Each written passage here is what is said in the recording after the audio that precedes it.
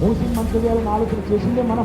మూసీ నది పరివాహక ప్రాంతాన్ని నైట్ ఎకానమీగా మారుస్తాం. ఒకప్పుడు 100+ కిలోమీటర్లు ట్రావెల్ చేసి హైదరాబాద్కి ఫ్రెష్ వాటర్ ఇచ్చే మూసీ ఈరోజు మురికి కాలువ అయిపోయింది.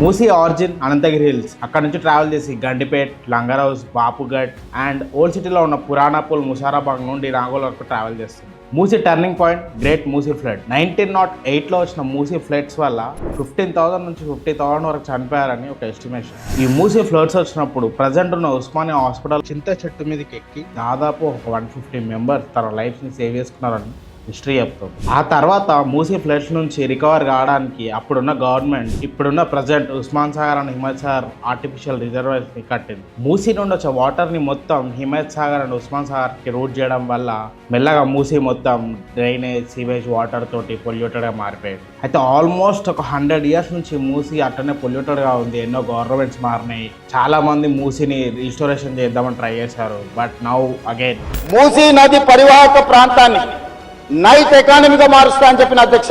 మూసీ రివర్ మళ్ళీ ఫ్రెష్ వాటర్ లేక్ అవుతుందన్న నమ్మకం మీకుందా? ఉంటే కామెంట్స్లో చెప్పండి. अरे क्या देख रहे मियाँ, फॉलो कर लो।